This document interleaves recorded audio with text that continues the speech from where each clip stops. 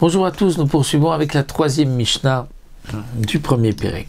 La Mishnah continue et nous dit à Omer, celui qui dit lo chulin, lo ochalach, c'est-à-dire lo chulin, Barthénora dit il faut lire la chulin, c'est-à-dire ce n'est pas la chulin, lo ochalach, c'est-à-dire ce que je mange. La chulin, le Barthénora avait la girsa la chulin en un seul mot, et non pas l'ochalach, mais sheochalach. Donc la cholim sheochalach qui signifiait ce n'est pas choulin, ce n'est pas profane ce que je mange, mais cela signifie que c'est kodesh. Donc il s'interdit comme si c'est un aliment kodesh sous forme de neder. Ou bien il va dire lo kasher. Donc ce n'est pas kasher, mais c'est pasoul. Donc ça c'est comme un korban, puisque dans le korban il y a kasher et pasoul. Donc la kasher, il s'interdit donc l'aliment et il dit il n'est pas kasher, donc il est pas soul comme un korban. Ou bien il a dit la daché. La daché, c'est-à-dire il n'est pas permis, il n'est pas pur. Le terme de daché, c'est en araméen, donc pur, c'est daché. Lorsqu'il a dit la daché, c'est-à-dire ce n'est pas permis.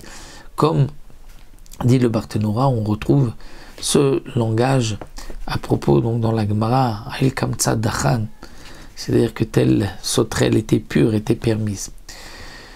Donc lorsque on utilise le terme de permis ou d'interdit, on se retrouve ici confronté à un petit problème.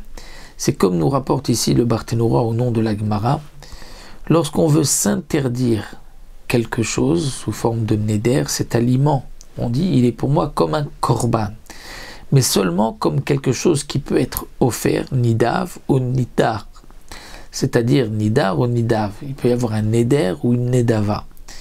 Si quelqu'un dit ceci est pour moi comme un korban, il se l'interdit. Mais si quelqu'un dit ceci est pour moi comme une nevela ou comme du chazir, du cochon, il ne se l'interdit pas.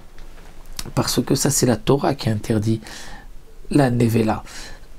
Donc lorsqu'on est matfis, lorsqu'on dit le issour lui-même, ceci m'est interdit, là on peut se l'interdire directement. Mais dès qu'on utilise un terme comme korban, là il faut que ce soit quelque chose qu'on peut être nidav ou nidar. Donc ici, il dit le Barthénora, lorsqu'on parle de moutar et de assour, c'est comme une nevela, une tréfa. Et donc nevela et tréfa, ce n'est pas nidav ou nidar. Mais malgré tout, nous dit le Barthénora, on entend aussi un langage de kodashim, de korbanot. Et donc, puisqu'on peut comprendre aussi korbanot, donc on va dire que son intention est de s'interdire comme un korban. Et donc, c'est pour cela que ce sera interdit. S'il a utilisé le terme de taor, il a dit le Barthénora, ce n'est pas taor, ce n'est pas pur ce que je mange, de ce qui t'appartient. Donc, ça veut dire que c'est tamé. Donc, tamé, c'est comme un issour d'un korban tamé, et donc c'est pour cela qu'il se l'interdit. Ou bien s'il a dit tamé, c'est impur ce que je mange de chez toi. Ou s'il a dit c'est notar, c'est-à-dire c'est comme un korban dont le temps limite de consommation est passé. Ou bien pigoul, un korban où il y a eu une mauvaise marchava. Donc là, il s'est interdit tout cela sous forme de neder, comme si c'était un korban, donc assour, c'est interdit. Maintenant, quelqu'un qui a dit Ka'imra, c'est-à-dire comme une brebis, comme le mouton d'un korban. Ka'imra, comme le c'est d'un korban, c'est-à-dire de ce qui est à toi, de ton aliment. Donc il s'interdit comme un korban. Ou kadirim. Les rimes sont comme les pièces au Beth Amikdash où il y avait le bois entreposé, où il y avait les moutons qu'on entreposait. Ou bien kaitzim, dit le Barthénora, c'est-à-dire comme le bois. Il dit ce morceau de pain est pour moi comme le bois de la maracha, du Beth Amikdash, ou kaishim, comme les korbanot sur le feu. Donc là, il s'interdit tout comme un korban, kamizbeach, comme les korbanot qui se trouvent sur le mizbeach, kaechal, comme les korbanot qu'on va apporter dans le echal, kairushalayim, comme les korbanot qu'on amène à Yerushalayim. Tout on traduit comme les korbanot et il s'interdit. Nadar bechad mikol mishamshem mizbeach, où il a utilisé comme neder, comme un des ustensiles qui servaient au Beth Amikdash, comme au misbéach comme une fourchette ou un récipient ou une pelle, c'est-à-dire il a dit que tes aliments sont pour moi comme la fourchette, un mazleg du misbéach ou comme un mizrak. Là, il n'a pas utilisé le terme de korban.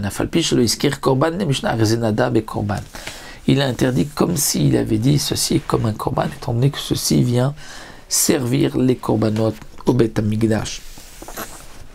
Donc, on considère que son intention était, il s'interdit l'aliment comme un korban qui est sacrifié, dont on utilise ces kelim-là, ces ustensiles au Beth Amikdash. Rabbi Yehuda Omer Yerushalayim lo amar klo. Rabbi Yehuda dit, si quelqu'un a dit Yerushalayim, il n'a pas dit comme Yerushalayim. Comme Yerushalayim signifie comme les korbanot de Yerushalayim. Il a dit Yerushalayim, il n'a rien dit. Et donc, nous dit le Barthéléron, on comprend que d'après Tanakama, même si c'était marqué Yerushalayim, même s'il avait dit juste Yerushalayim, c'est aussi interdit, comme les korbanot qu'on amenait à Yerushalayim. Et donc, c'est pour cela que Rabbi Yehuda vient préciser, non, s'il a juste dit Yerushalayim, il n'a rien dit. Seulement quand il a dit Yerushalayim. Donc dans cette Mishnah, nous voyons aussi le principe que quand on s'interdit Be'at Fassa, c'est-à-dire qu'il ne dit pas ceci m'est interdit sous forme de neder, ceci m'est interdit, il dit ceci est pour moi comme un korban, ou comme le echal, comme le misbéach. Dans quel cas le neder sera un neder? C'est lorsqu'il s'est interdit Be'at Fassa, donc comme telle chose, si cette chose-là on pouvait l'offrir au Beth Amikdash sous forme de nedava ou neder. Mais si c'était, il a dit cet aliment, ce morceau de pain est pour moi comme une nevela, pour moi comme du cochon, là il n'y a pas d'interdiction parce que ce n'est pas nidav ou nidar, c'est juste donc une interdiction de la Torah.